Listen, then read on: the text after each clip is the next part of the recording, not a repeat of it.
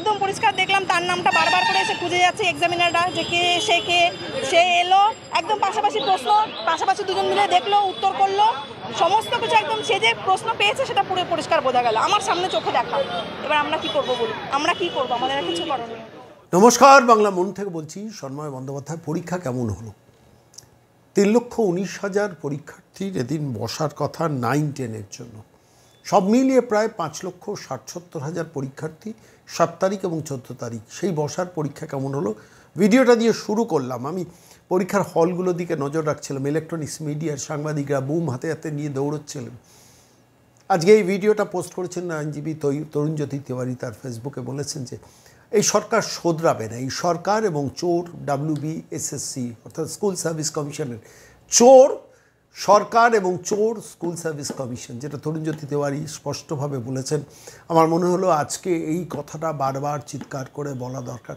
ভাবুন তো, এই 3,19,000 পরীক্ষার্থী যে পরীক্ষাটা দিলেন এর মধ্যে কতজন মতো শেষ পর্যন্ত চাকরি পাবেন?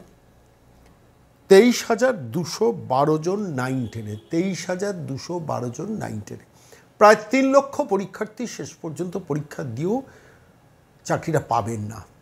যদি সততার সঙ্গে পরীক্ষা হয়ে থাকে, যদি সততার সঙ্গে প্রশ্নপত্র না বিক্রি হয়ে থাকে, যদি সততার সঙ্গে পরীক্ষা ব্যবস্থাটা সত্যিই চালিত হয়, তার থেকে ভালো কিছু তো চাওয়ার নেই। কিন্তু শুভেন্দু অধিকারী গত 2 দিন আগেই বলেছিলেন যে আমার কাছে খবর আছে পরীক্ষার প্রশ্নপত্র বিক্রি হচ্ছে। আমিও মনে প্রাণে চেয়েছিলাম যাতে পরীক্ষাটা অন্তত নিষ্কলুষ হোক। আজকে এই ভিডিওটা দেখার পর মনে আবার প্রশ্ন দেখা দিচ্ছে যে তাহলে কি ছিল ভেতরে? ইনভিজিলেটর এসে কেন কার নাম খোঁজ করছিল? কাকে আগে থেকে বলা ছিল? ওই ইনভিজিলেটর এদিকে নজর রাখা ছিল? এরকম কি কিছু ঘটনা ঘটেছিল? জানি না। যে পরীক্ষার্থী কথাটা অভিব্যক্তিটা পেশ করেছেন, আমার খালি আজকে তার মুখটা, তার কথাটা বারবার মনে হচ্ছে। আমি আজকের এই প্রতিবেদনের এই পর্বে আমি সেই পরীক্ষার্থী যিনি হল থেকে বেরিয়ে এসে সাংবাদিকদের সামনে কথা বলেছেন, তার কথাটা আমি আরেকবার শোনাবো, শুনি আমি ফিরে আসছি। ছিল আমরা তো এতদিন ধরে তো এই 2016 প্যানেলে যারা আছে তারা তো টেন্টেড আনটেন্টেডের সাথে খুবই পরিচিত। একদম পরিষ্কার দেখলাম তার নামটা বারবার করে এসে খুঁজে যাচ্ছে এক্সামিনাররা যে সে এলো, একদম পাশাপাশি প্রশ্ন, পাশাপাশি দুজন মিলে দেখলো, উত্তর করলো, সমস্ত কিছু একদম সে যে প্রশ্ন পেয়েছে সেটা পুরো পরিষ্কার বোঝা গেল আমার সামনে চোখে দেখা। এবার আমরা কি করবো বলুন, আমরা কি করবো, আমাদের আর কিছু করণীয়। আমার মনে হলো, এটা আমার ব্যক্তিগত মতামত। না হলে কেউ যার নাম এসে বারবার করে জিজ্ঞাসা করে যাচ্ছে ইনভিজিলেটররা যে কে এই সেই ব্যক্তিকে, তারপরে এলো সে একদম পাশাপাশি পুরো দেখাদেখি করে উত্তর লিখলো। কোন রুমে পড়ছিল এটা? নিচে ওপরে। মানে কোন রুম মনে আছে? আমার রুমে। সেটা কত নম্বর রুম সেটা মনে আছে? না, রুম নাম্বার মনে নেই। আজকে পরীক্ষা আপনার কেমন হলো? জানি না, বলতে পারবো না কেমন হয়েছে। আমরা খুব মানসিক অবসাদগ্রস্ত। এত বছর চাকরি করার পরে এই দিনটা এসে আমাদের দেখতে হবে, আমরা সেটা ভাবিনি।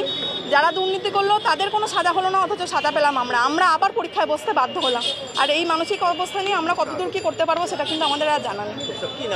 আমার নাম জয়ত্রী বাউলিয়া। এ তো গেল একটা দিক। অন্য দিক আরও একটা, এবিপি আনন্দের সাংবাদিক দেখছিলাম, একজন মহিলা পরীক্ষার্থী, তার ভেঙে পড়েছেন, তার স্বামী তাকে ধরে নিয়ে যাচ্ছেন, আর প্র্যাকটিক্যালি যন্ত্রণাবিদ্ধ মনে তিনি বলছেন যে হ্যাঁ, আমি এবারেও পরীক্ষা দিলাম, গতবার প্যানেলে আমি 1 নম্বরে নাম ছিলাম। ভাবুন তো, প্যানেলে 1 নম্বরে থাকা একজন শিক্ষক শিক্ষিকা আবার পরীক্ষার হলে বসছেন। তার কারণ কি? এ রাজ্যে একটা চোর সরকার বসে রয়েছে। নবান্নের 14 তলায় একজন মহিলা চোর বসে রয়েছেন। বিকাশ ভবনে একটা চোর শিক্ষামন্ত্রী বসে রয়েছেন। স্কুল সার্ভিস কমিশনের প্রধানের চেয়ার একজন চোর বসে আছেন। তার খেসারত দেবে বাংলা এইভাবে? আমি বলছি, এই মহিলাকে না তাড়ালে এই সমস্যার সংকটের সমাধান হবে না। ওই মহিলাকে নবান্ন থেকে 14 তলা থেকে ওই মহিলা এবং তার পারিবারিক চৌর্যবৃত্তির যে পারিবারিক প্রপার্টিটা করে ফেলেছেন নবান্নকে এবং কালীঘাটকে এবং এই পশ্চিমবঙ্গকে, তাকে তাড়াতে হবেন দিনের শেষে। তাহলে এই সাম্রাজ্যের শেষ হবে না। টুকরো টুকরো প্রচুর খবর পাচ্ছি, খবরগুলো নিয়ে সম্প্রচার করবো আপনাদের কাছে। কিন্তু আজকে চলুন, এবিপি আনন্দের সাংবাদিক যখন সরাসরি বোম ধরেছেন প্যানেলে 1 নম্বরে থাকা, ভেবে দেখুন 25,753 জন যাদের চাকরি গেছে, তাদের মধ্যে যারা যোগ্য শিক্ষক, তাদের মধ্যে 1 নম্বর প্যানেলে নাম দেওয়া 7 বছর চাকরি করা একজন ভদ্রমহিলা আবার পরীক্ষার হল থেকে বেরিয়ে কি যন্ত্রণাবিদ্ধ ভাষায় কথা বলছেন। এ পাপের বিচার হবে না?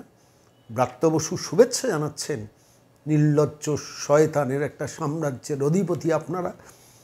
এরপরেও বাংলার মানুষকে, বাংলার যারা পরীক্ষার্থী তাদের শুভেচ্ছা জানাচ্ছেন। স্কুল সার্ভিস কমিশনের প্রধান বলতে পারলেন না যে আর কোনো অযোগ্য আমরা পরীক্ষায় হলে বসতে দিচ্ছি না, কোশ্চেন পেপার সিকিউরড আছে। বড় কথায় বলছেন, কিন্তু এই মহিলা যার কথা এতক্ষণ শুনলেন এর মানে কি সিকিউরিটি আমি জানি না, দেখছেন এটা দেখবো। কিন্তু চলুন এবিপি আনন্দের সাংবাদিকদের সামনে প্যানেলে 1 নম্বরে থাকা মহিলার অভিব্যক্তিটা আজকে শুনবো। এই মুহূর্তে রয়েছে আমরা সিটি কলেজের সামনে। আমরা দেখতে পাচ্ছি এখানে একজন পরীক্ষার্থী, তিনি রীতিমতো কান্নায় ভেঙে পড়েছেন। তার স্বামী তার পাশে রয়েছেন। আমরা এখানে দেখছি যে তিনি রীতিমতো কান্নায় ভেঙে পড়েছেন। আপনি কি 2016 পেয়েছিলেন? আমি 2016-তে পেয়েও ছিলাম। আমার র্যাঙ্ক 1 ছিল আমার সাবজেক্টে, আমার ম্যাথমেটিক্সে র্যাঙ্ক 1। আজকে আমি এখানে বসে আছি, জানি না কালকে আমার সাথে কি হবে, আবার বেঁচেও থাকবো না মরে যাবো। কেন, পরীক্ষা কিরম হলো? 1 সেকেন্ড। পরীক্ষা হওয়ার উপর এটা ডিপেন্ড করে কি? আগের বারও তো পরীক্ষা ভালো হয়েছিল, আমার র্যাঙ্ক 1 এসেছিল, আজকেও তো এখানে দাঁড়িয়ে আছি। আজকে আমার কেমন পরীক্ষা হলো সেটার উপর কি ডিপেন্ড করছে এটা? দেখতে পাচ্ছি একজন পরীক্ষার্থী রয়েছেন, তার যেটা দাবি 2016 সালে তার র্যাঙ্ক 1 ছিল, কিন্তু তারপরেও তার প্যানেল সেটা বাতিল হয়েছে।